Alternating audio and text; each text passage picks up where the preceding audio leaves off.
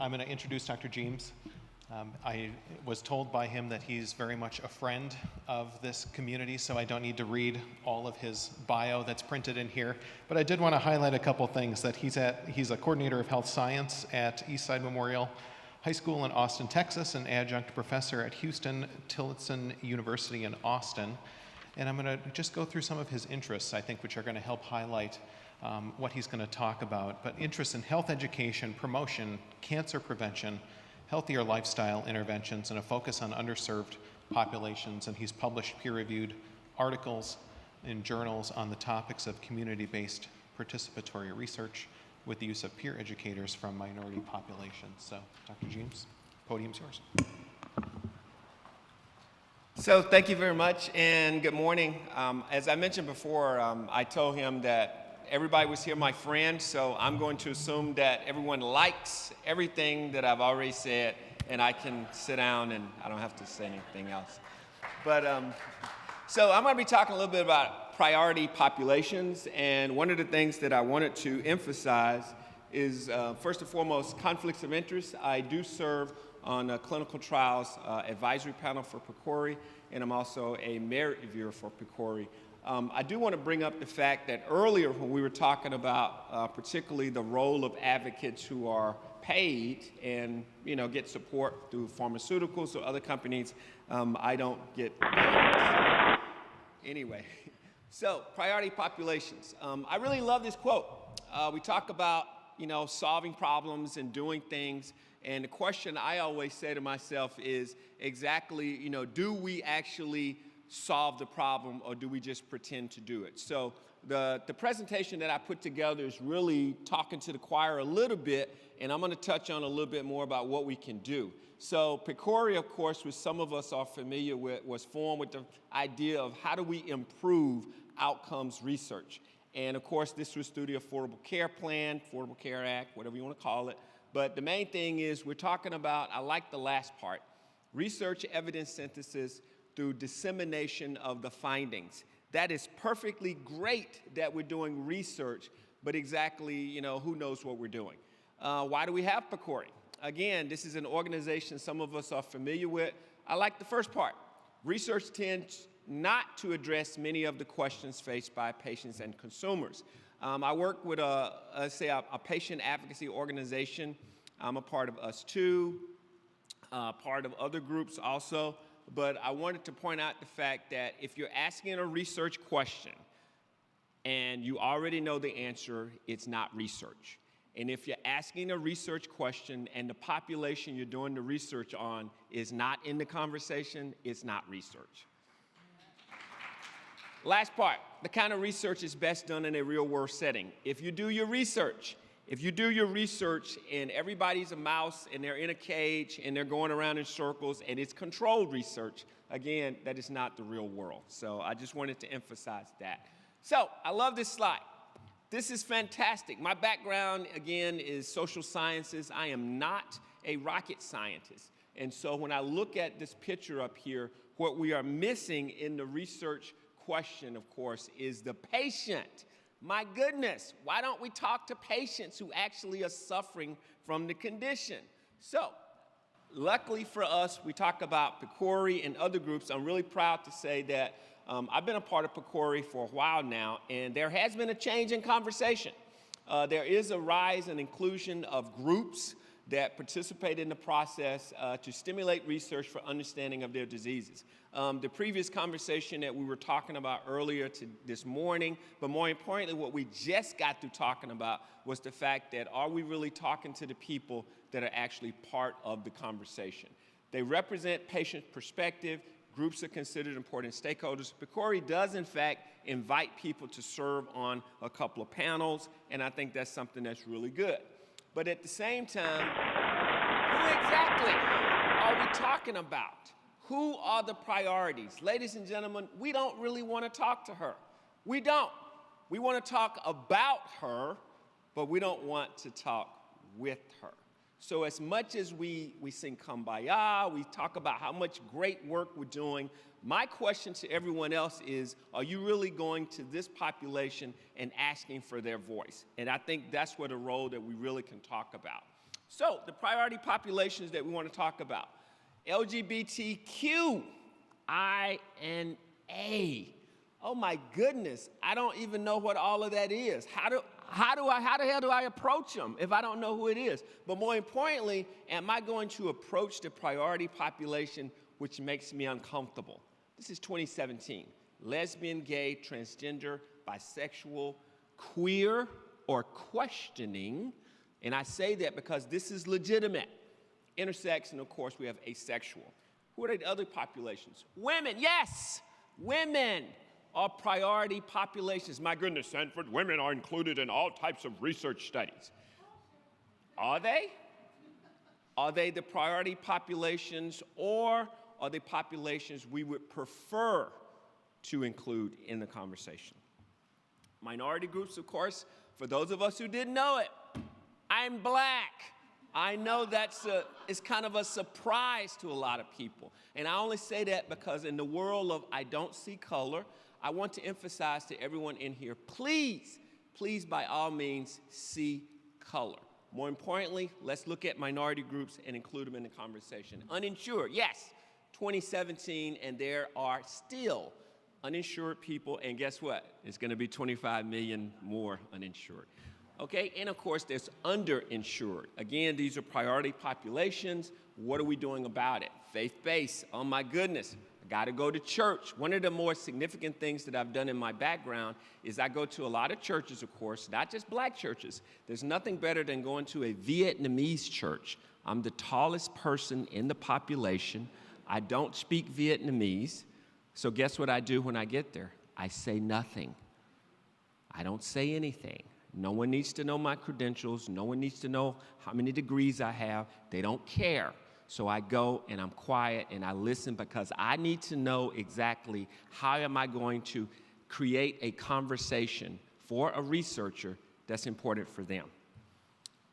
So community-based organizations, again, I helped to found a couple of community-based organizations in Massachusetts and even in Alabama. We need to include them in the conversation. Community-based participatory research is something that we do not do a lot of. However, I really like this. PCOR, Patient-Centered Outcomes Research. This is, again, one of the things that PCORI is talking about. How do we actually implement the research conversation?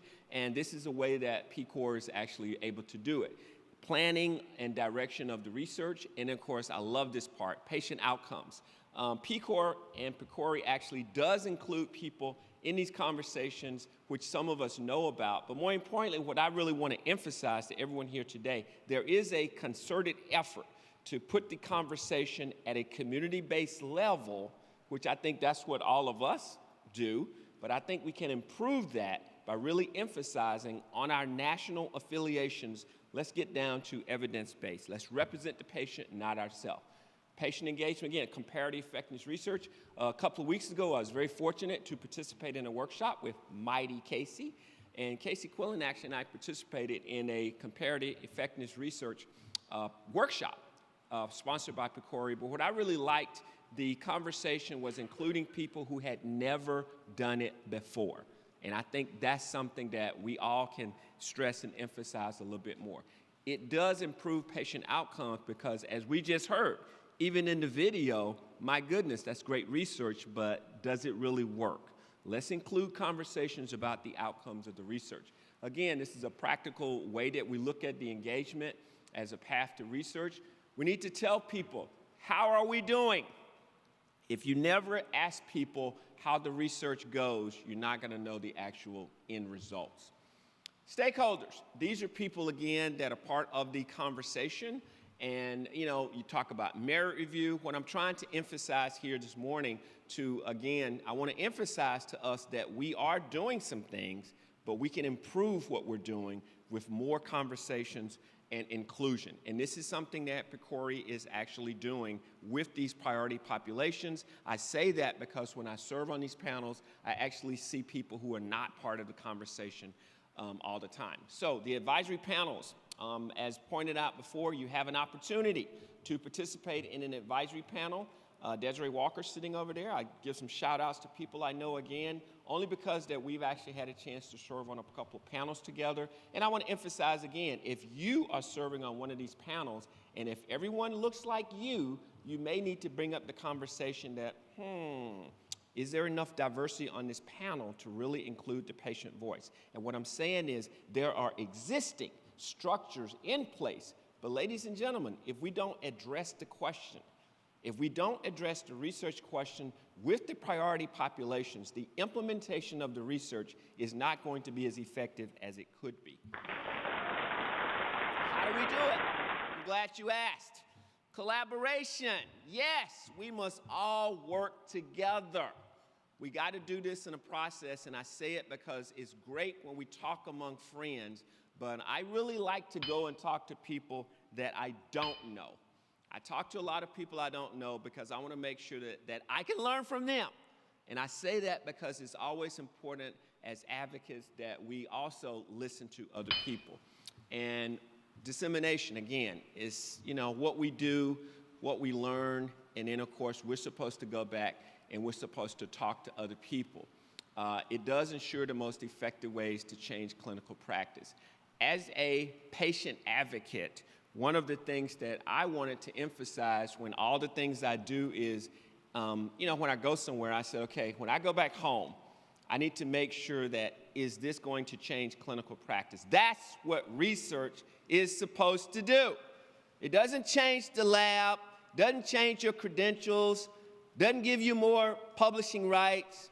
What it's supposed to do is change clinical practice, which means that Joe Blow sitting at home is supposed to be impacted by the research. And I say that because there are methods in place, there are strategies in place, and I'm really emphasizing, let's push the envelope a little bit more. I only put this up here because these are examples, and I want to give an apology to Ann sitting over here because she talked about Project Lead. These are examples of organizations. There are many, many more, including Q, but these are ways that you try to get people involved so that they can actually be at the table. But more importantly, we really have to emphasize that now they need a voice as they're sitting at the table. So what can we do? As I mentioned before, we're talking about priority populations and implementation. Well, this is it. The implementation, ladies and gentlemen, which I want to say is there are things being done like this right now. What I want to emphasize to you is please go back and tell your researchers, tell your other organizations and other people, that there are things being done, but more importantly, encourage people who are still struggling. There are many advocates who have been doing this for a very, very long time. Let's give them credit where credit is due. Final thoughts.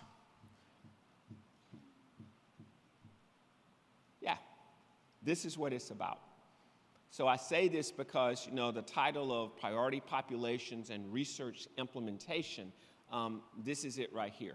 The priority populations, ladies and gentlemen, is us. We are the priority populations because we represent the voices of populations that we want to bring attention to. But more importantly, the last thing is, let's continue to do it.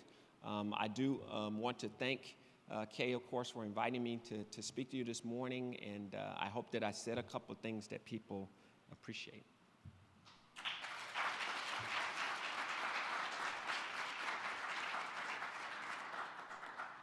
And that was quick, yeah.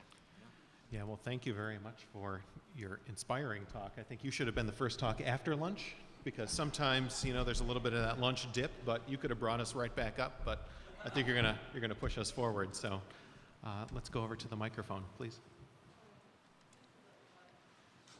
Give us 1 second. This is a question that I think we could talk about for the whole afternoon to work out something. But I think it's a crucial question that we always ask ourselves, and that is, how can universities and colleges work at a high level, at the vice president level, of establishing and creating relationships with the surrounding communities with whom they do research with? It's a very good question. And let me just say a little bit more. Okay, yes. Many of us have a vice president for external affairs or governmental affairs, but those people are not doing the work at the level that I'm talking about. I'm not talking about the rubber chicken circuit in which you go from this event to that event, and then you reluctantly invite the president to join you at once a year, but that there's work and effort to work through existing community-based organizations to really establish a relationship with the community so that when it comes time to invite community members to volunteer, to take part in clinical trials or other research endeavors, that there is already an existing, almost peer relationship. So I'm finished now. Thank you. Okay, so I want to address it in two parts. First and foremost, how can we get, you say, academics, clinical researchers, how can we get them to pay more attention to the priority populations? I think one of the things that, in my opinion, that we fail to do sometimes is utilize these existing resources. All of us represent certain organizations. We represent certain groups, but more importantly, we have an opportunity to engage people locally a lot more.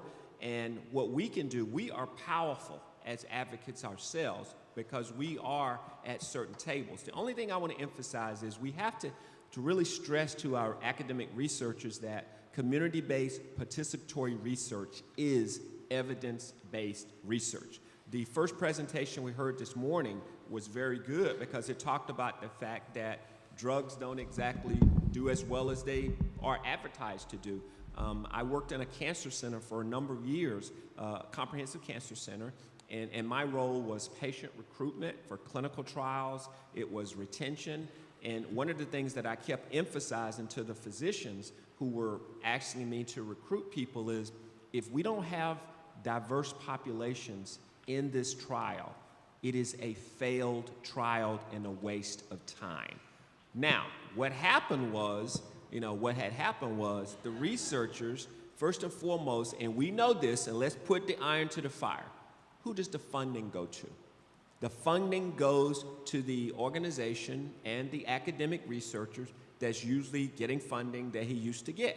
I'm really saying right now what we're going to have to do, we talk about priority populations and research implementation, but we can improve on the inclusion of those populations in the conversation. But more importantly, as an organization from Q to everyone else in Healthcare for All and all these other groups, we have to really stress to our funders that we have to have more inclusion. And I recognize politics.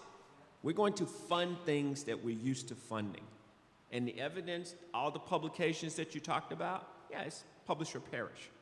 And we publish the same research over and over again, looking for minute results, and that's not gonna work. So in end result, how do we do it? We have to expand the conversation. We have to really roll up our sleeves, and we have to say to an academic, we have to say to a clinical, baseline researcher, okay, this is great what you're doing, who's not in the conversation? I mentioned before, that was a movie, Norbit, Eddie Murphy, but the whole point was, we all laugh about the fact that, oh, we need to have more diversity.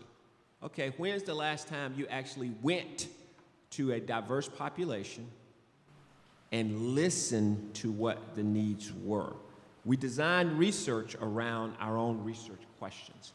And now what I'm saying is I think we need to expand it to really listen to what the needs are of the population and then just be reality of, are we really making a difference? Great. I hope that answered your question. I appreciate the opportunity to finally answer a question without time running out. So again, my name is Yanning Yu. I'm with Washington Advocate for Patient Safety, based in Seattle. I hope my question is simple. When I really like the slides you show that the PCORI research really trying to, the ultimate goal is to improve the quality of care and the better practice and improve patient outcome. And patients are the ones really knows what happened to them. So they know what's the outcome and what's the priority probably based on the population. So my question is, after having observing the PCORI's fundings, I noticed that most of our submitted proposals are submitted by the academic, and those are the ones that get funded. But do you think there's any chance in the future that would have a patient-led proposal that can propose something that really care about them based on their observation, their perspective? That's a very good question, and I want to answer it to say yes. Right now, there is expanded funding for research that is more, I say, patient-driven, because there is an effort to fund more what I refer to as lifestyle trials, and there is an effort to support those type. It is still, in my personal opinion, serving on panels and things like that, it is still my opinion, however, that we have not done as well as we can. And even in the age now of immunotherapy, personalized medicine, as we talk about, it is still a lack of emphasis or lack of support for, in my opinion, real-world research. We call it population science, which is a new term, but there is now more funding going toward those, but even still, it is nothing the way that it could be. We don't utilize patient advocates. We don't utilize patient navigators as well as we can. We train people a lot. We put them as patient navigators, and I've seen this. Patient navigators are trained to work with communities, and then the patient navigator is actually put into the hospital. So now they're part of the system. They're no longer part of the community. So what we have to do, I want to say this, is we have to really say to our researchers that this is great what we're doing, but I'm going to say this again: who's not in the room? That's it. Yeah. Jean, you want to Thank offer additional comment? Yeah, so Jean Slutsky, PCORI. I just wanted to say that, we can always do better, but one of the things that PCORI has done is funded the patient-powered research networks, which are really patient-driven research activities to direct clinical research in patient-centered outcomes research. So we can always do better, but at least we've put some of the money where the patients are in those networks. And I think there are representatives here. Yep, there we go, here in the room. Great, thank you. Thank you. I'm Please. very excited about what you just said because I was trained by the American Hospital Association National Patient Safety Foundation and got a full scholarship to the Patient Safety Training Fellowship in 2010. I had to pick a project. My project was to pick out groups, I'm from Long Island, and find groups of people who are independent groups. So people living with lupus, the transgender community, the day laborers, people who are disabled, different groups, go into those groups, their support groups. For years I've been doing this. Talk to them about patient safety, what it means, and we had a script, and for 15 minutes, and then say to them, now what are some of your obstacles? Tell me what it's like to be you when you go into a hospital, when you go to healthcare. So people with HIV said that it was the stigma of having HIV. Or people with disabilities, it was about losing their equipment, losing their walkers and wheelchairs. I didn't know that. We're now working on African American, people who are African American biased in healthcare. The American College OBGYN has said that high rates of death of people of color, the women of color, their mortality rate is very high compared to white people. And we have now a group of volunteers, we're trying to get a grant for this, to start a campaign called Ask for Your Life to teach African Americans to be more involved in their care. What we have found is that I just want to interrupt. Do you have a question that you want to I ask? do. I just want to make sure that we get to other people online so I have too. two questions. Thank you. My first Okay. question is, because I just got excited when you said that before while I was online. My first question is getting that information out there so it's being done. It's not that it's not being done. My second question is, why aren't advisors, as important as patient advocate advisors are, why aren't we getting paid for our time when we go on these to these advisory boards? Great question. Okay, and that's a great question, and I'm going to repeat it. The first question, if I heard you correct, the first question, you were referring to the councils and people on the panels? Yes. And the second question is, why aren't we getting paid to serve on these panels?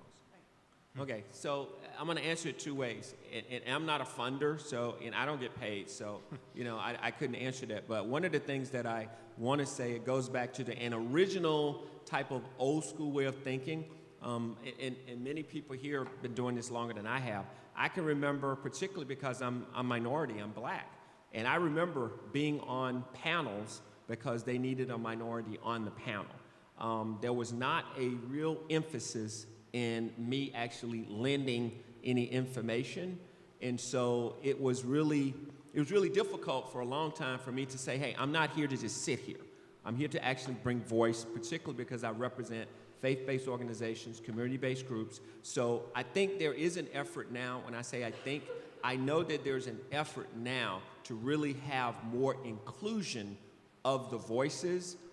That part has improved. I talked about the advisory panels that PCORI has, which has become a lot more inclusive.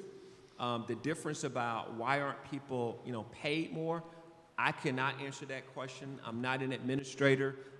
Being as an administrator and a clinician years ago, I can say that the structure of the system is still not ready for patient advocates at this point, not as a more, compensated role. So that's the only way I can answer it. Can you ask your question and then give a little bit of context to your question? I want to make sure we get the question out first. So the question is, when are we going to be ready? Because frankly, the language of consumers and clients and patients and this sort of supplicant language is making me crazy. I come from a totally different background in terms of the patient advocate. I grew up in ACT UP. I followed the breast cancer movement, the women's health movement, the Black Panthers health movement. We have a right to be involved in clinical research. We have a right to health care. And we have a responsibility to honor that right by educating ourselves that when we sit in these panels or an FDA committee that we know what we're talking about. But we've never had funding in this country to support patient education in the way that would give us the right to be at these tables and be compensated for it. Because it's not valued. Whether it's PCORI or it's the NIH or the FDA, basically we've all had to do it ourselves. Whether we've had HIV or we've had breast cancer, we've had to go to the books and learn it ourselves. But when is the country going to be ready to put patients on an equal footing with clinical researchers and doctors in the management of their care?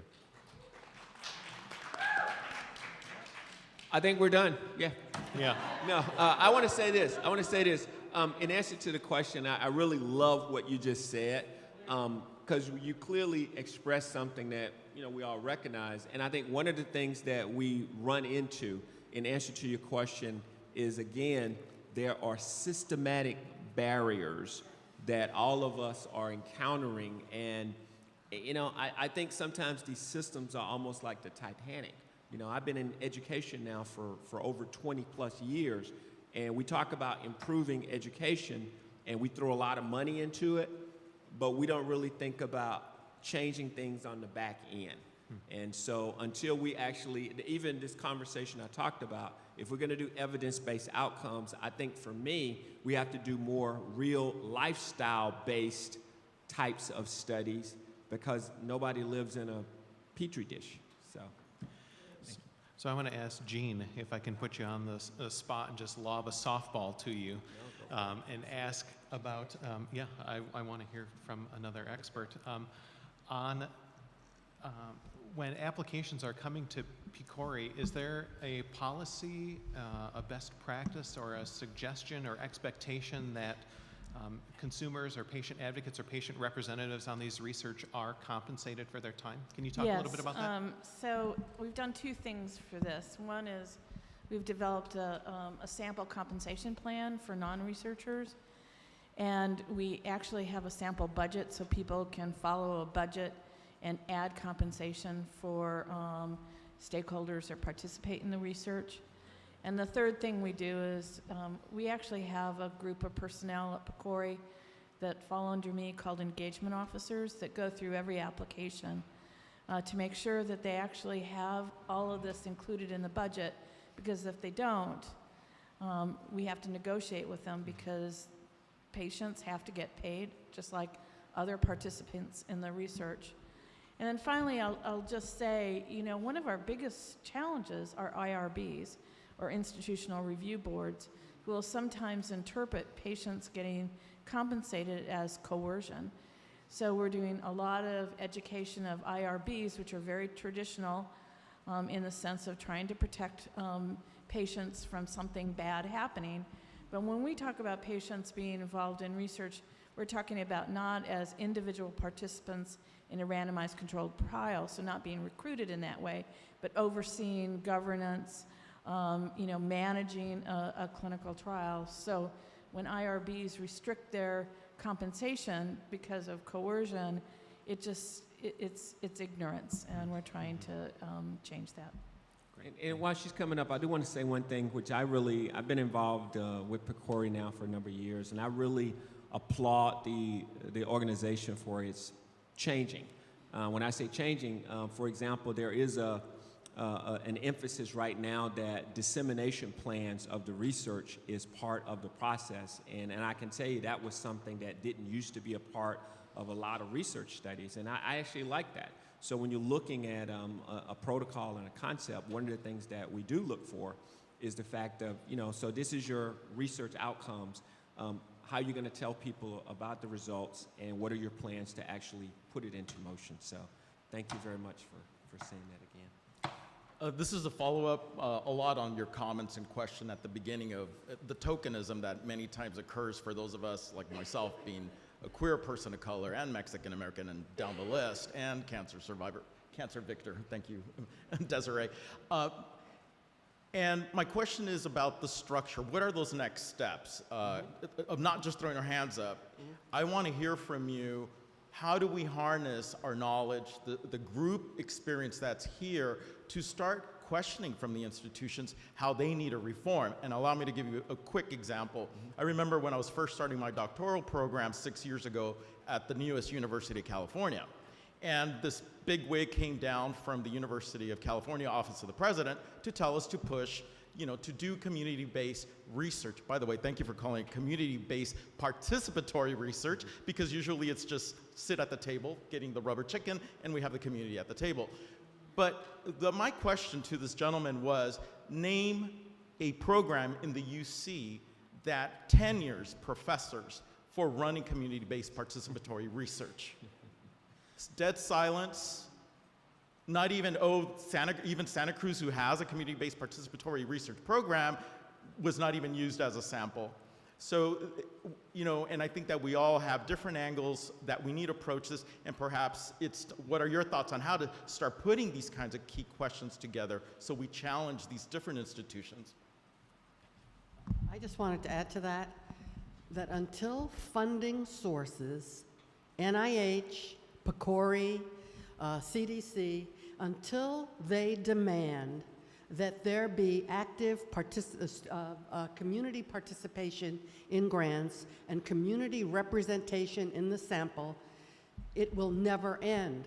And so we have to put pressure on those organizations to not fund them. It's not enough to say they should be in the number of people, or the right percentage or whatever.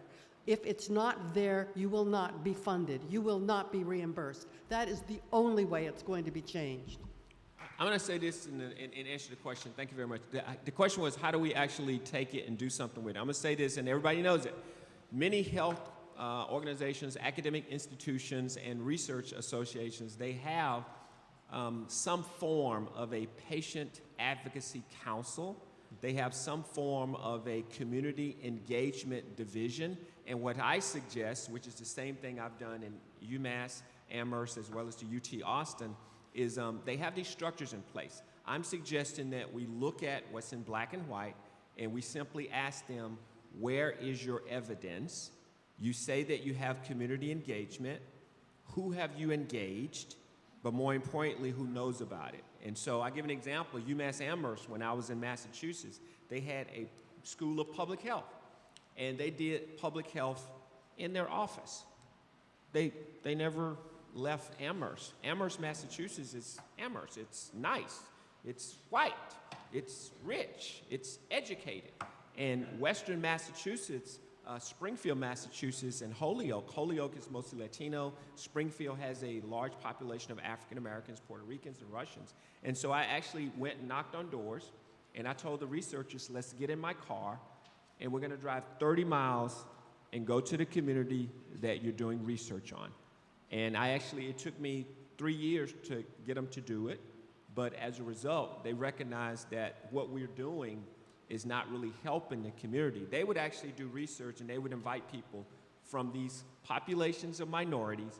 We have a research project on diabetes and obesity. We want you to drive 30 minutes to be in our lab. We're gonna hook you up to a monitor. We're gonna have you eat, green beans and drink tea for 3 weeks, and then you go back home.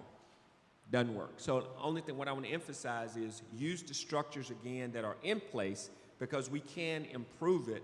I just think that we need to really stress a lot to the fact that we have populations, and you can engage them. I suggest that you go back, engage the division that's in place, and simply challenge them, because that's where it's got to come from. And by doing that, the funding sources, it's going to be hard. But I think we're improving it because we're at least now changing the conversation. It's just that my opinion is our systems are still not prepared enough. And let's be honest, some of us are pretty fearful. Oh God, I don't want to go talk to black people. They may cut me. They're going to shoot me. I mean, let's be honest, some of us are afraid. I mean, I'm educated. I'm not stupid enough to go to the hood and think just because I'm black, I know how to talk like them. Doesn't work that way. Okay. I don't know how to follow that one.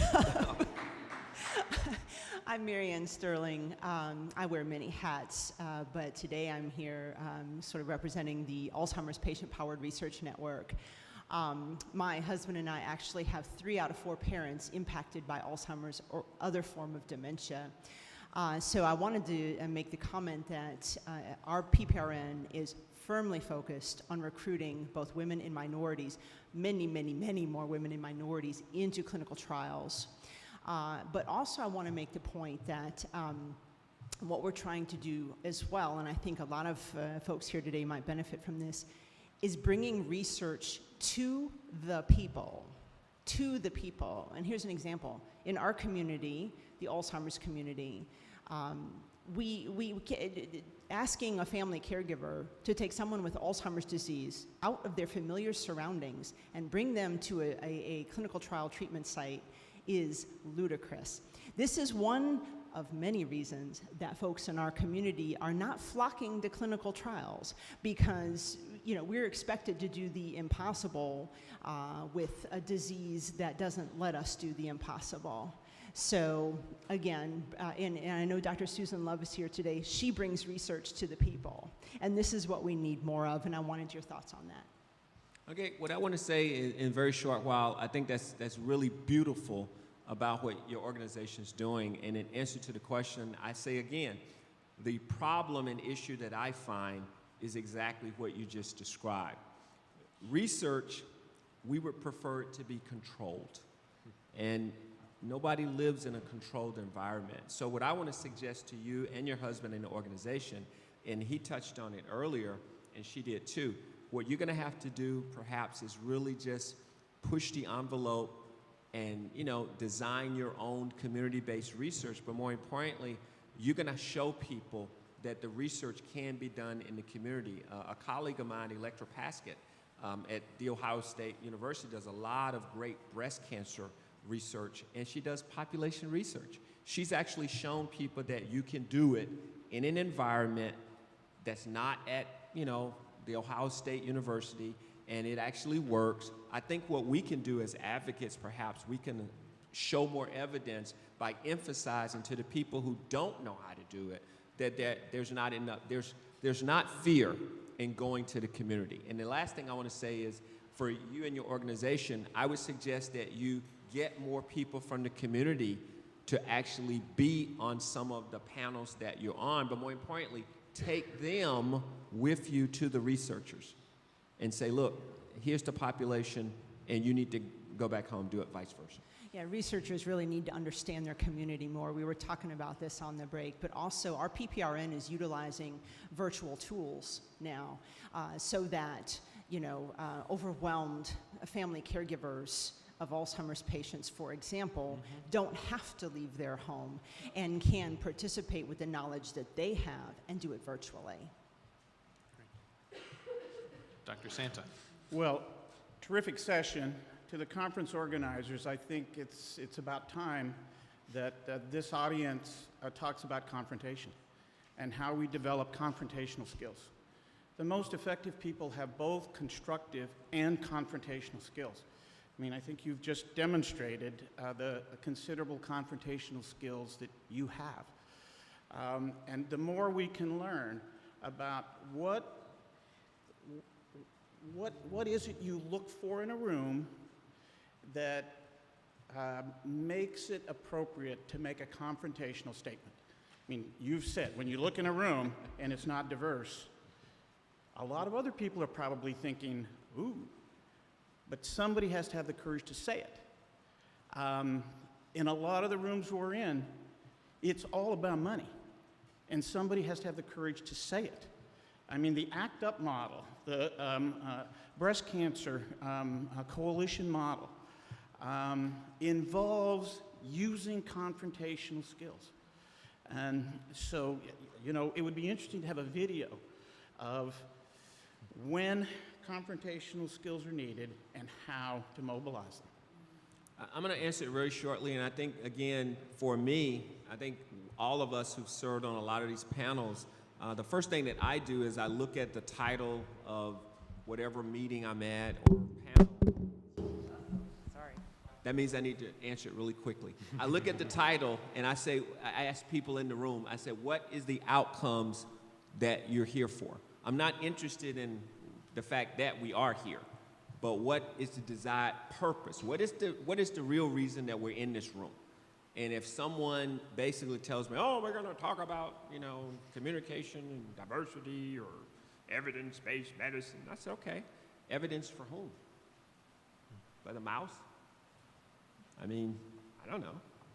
But is it evidence that's going to be used? And I'm going to say one last thing. I was on a conference call the other day, and they were talking about psychosocial medicine for, it was psychosocial medicine for depression. And there was, it's this new research study and everything. And I brought up the question on the webinar. I said, the recruitment, there's the researchers on the call, I say, what is your strategy for including minorities into the trial? And one of the other, people on the call said, well, Sanford, is there any evidence that minorities need to be in this trial? Oh my God. And my answer to him, I said, well, that's a very good question. But if you don't include them, you never will know if there's any evidence. So. You're going to get the last question because you're keeping us from lunch. My name is Janice. Thank you for that presentation. And I came from the community-based background, and I don't have a degree. I have a very unusual background coming into research. But for 10 years, I've started community-based projects, either providing information or with simple solution with the community. And in my community, the Muslim community, I am a minority. But here I am representing, which is not where it should be, right? And so it's taken me years. I know the leadership because I am, I'm an elder in the community and I work closely with leadership, but trying to engage them in research has been very, very challenging. I have to go within the communities that have, doctors and whatever within our community. So I've really focused on the refugee community, which I haven't heard here yet. And I finally have got my first steps. I was able to introduce them to the department chair at University of Washington of Health Sciences. Different people come to them all the time to be involved in research, but it's their projects and they're the people in it. I want them to initiate their own. They already are doing surveillance, doing a lot. A lot of communities are doing this work on their own, but it takes trust and a lot of time to do it. I also, connected them to present at Kaiser at a scientific seminar, the Somali Health Board. So I'm actively doing this. My question is, and I tell you all over, this is a big problem, and we talk about it at the PCORI conference too, is so we have community-based, but how do we find a PI to work with? And when the universities are so hard, so any information on that is helpful. Thank you. Okay, how do we find PIs that are actually doing community-based participatory research? The problem is not finding the PI who's doing it. The problem is actually the money to actually fund it. And so I say that because I think I want to say as much as work has been done, we have to really change the conversations. And I think it comes from, evidence-based outcomes, because there is small amounts of funding, in terms of the bigger picture that goes to researchers, but particularly as a minority, minority researchers, and there was a study done that minority researchers who do community-based work do not get as funded as much as Caucasians. So the problem is, I think first and foremost, we have to acknowledge the fact that there is a disparity in that. That would be the answer to the question. Well, please join me in thanking Dr. Jeames for a great talk.